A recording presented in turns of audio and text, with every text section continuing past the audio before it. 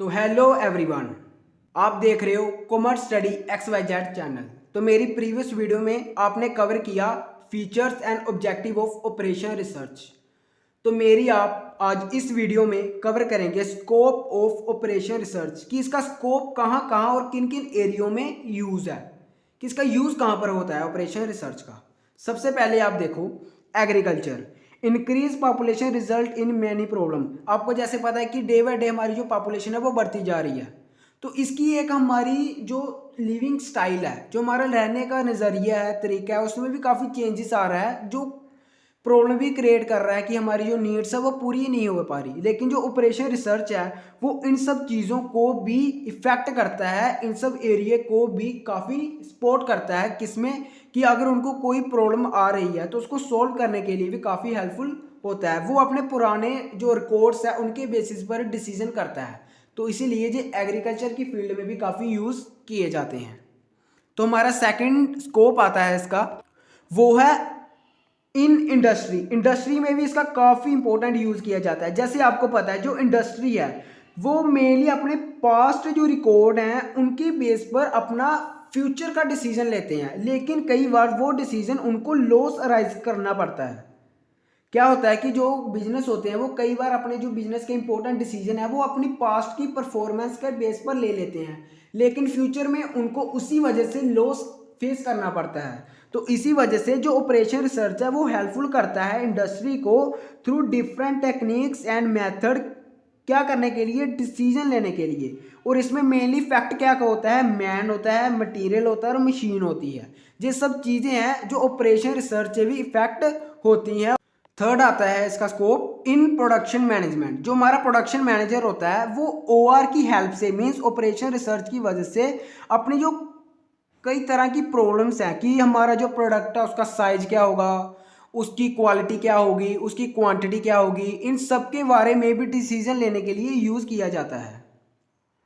कैसे, देखो जो मैनेजर है वो इसकी हेल्प से choice, located, design, decide are helpful. Means जो ऑपरेशन रिसर्च है वो प्रोडक्ट के रिलेटेड कि उसका साइज क्या होगा, उसको हम किस प्लेस से उठाकर किस प्लेस तक पहुंचाएंगे, और उसकी क्वालिटी क्या होगी, उसका डिज़ाइन क्या होगा, इन सब के लिए भी हेल्पफुल होता है, जिसका मेन मकसद होता है कि प्रोडक्शन को इंक्रीज करना।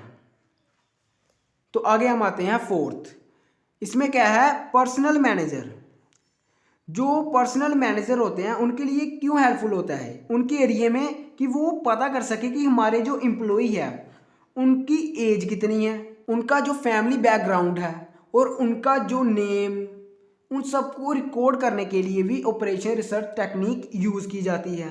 और इसमें क्या होता है, to appoint the highly suitable person on minimum salary. जे जब जो रिसर्च करती है ना तो इसमें कुछ चीज़ों को वो अपने पास ऐसे स्टोर करती है कि हम उसको प्लानिंग करें कि हमें कम खर्चे में एक अच्छे एम्प्लॉय भी मिल जाए और उनको अच्छी सैलरी भी मिल जाए, जिससे हमारा और एम्प्लॉय दोनों का काम हो जाए।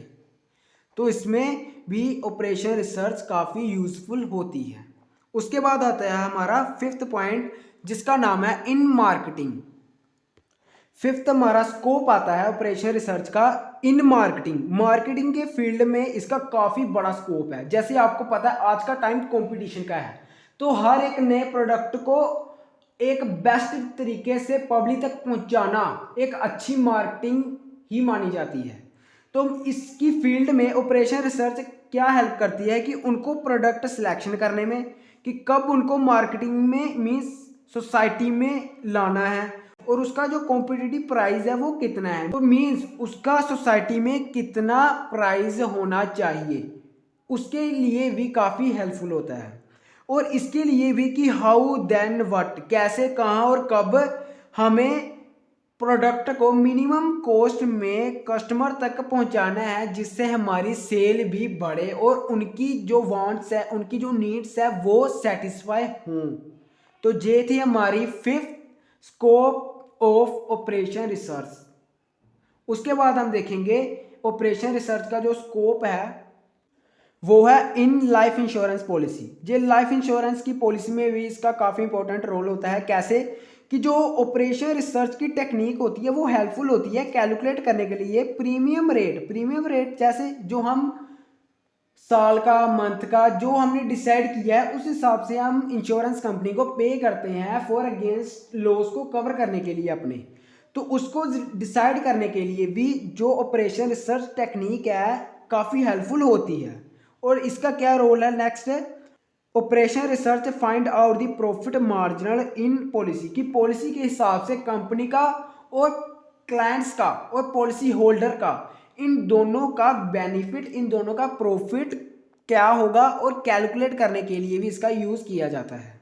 तो ये थे हमारे scope of operation research. I hope आपको इजीली समझ आ चुके होंगे। नेक्स्ट हम देखेंगे एडवांटेज ऑफ ऑपरेशन रिसर्च। इसके एडवांटेजेस वही हैं जो मैंने फीचर में कराए थे, बट जहाँ पर कुछ नए ऐसे इंपॉर्टेंट एडवांटेज है जो आपको इजीली समझ आ जाएंगे। सबसे पहले आप देखो इफेक्टिव डिसीजन मेकिंग, ये डिसीजन मेकिंग लेने में काफ़ी हेल्पफुल होता है। सेकंड आता है इंक्रीज प्रोडक्टिविटी, कि अगर इसका स्कोप प्रोडक्शन में है तो इट मीन्स ऑटोमेटिकली कि ये प्रोडक्शन को भी इंक्रीज करेगा। थर्ड आता है इसका एडवांटेज बेटर कंट्रोल, ये एवरी एक्शन को कंट्रोल करने के लिए भी यूज़ किया जाता है कि कंपनी का क्या रोल है, उसका क्या रिकॉर्ड है, उसकी क्या एक्टिविटी है, उन सभी को रिकॉर्ड करने के लिए ऑपरेशन रिसर्च को काफ़ी यूज़फुल माना जाता है।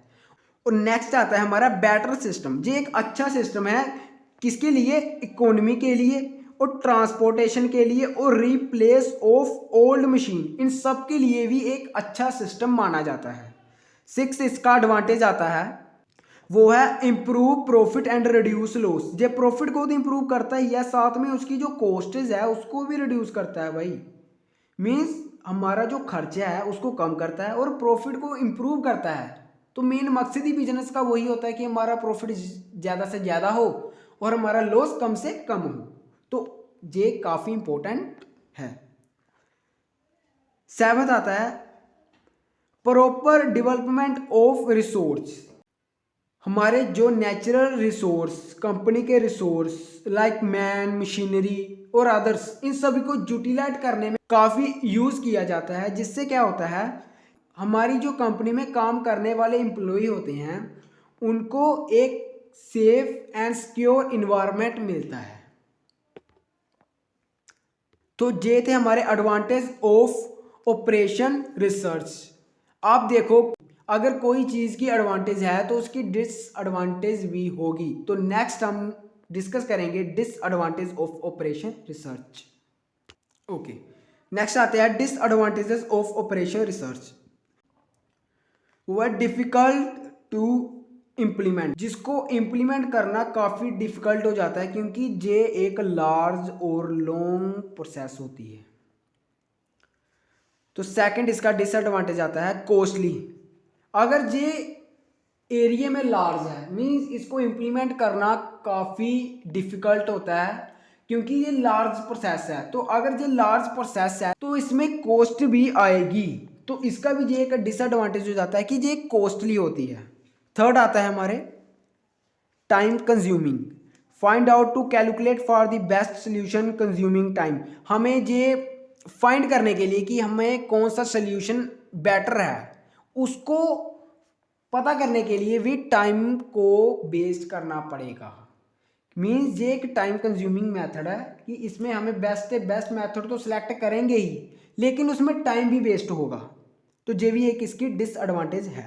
फोर्थ आता है ओनली क्वांटिटेटिव मेथड, ये मैंने आपको स्टार्टिंग में बता दिया था, ये एक मैथमेटिकल मीन्स कैलकुलेटेड मेथड है लेकिन ये क्वालिटी मेथड नहीं है। तो ये भी एक डिसएडवांटेज होता है। फिफ्थ है डिपेंड ऑन कंप्यूटर, मैंने आपको बताया था कि ये जो मेथड्स है ना ये काफ़ी बर्डन वाली कैलकुलेशन करनी पड़ती है इनमें, तो ये एक पॉसिबल होगा मशीन के थ्रू, तो कंप्यूटर काफ़ी ज़रूरी है। तो विदाउट कंप्यूटर ये जो मेथड्स हैं मैथमेटिकली मेथड वो पॉसिबल ही नहीं है। तो ये भी एक डिसएडवांटेज है कि हमें टेक्नोलॉजी को अडोप्ट करना ज़रूरी है, तो इसमें कॉस्ट भी लगेगी।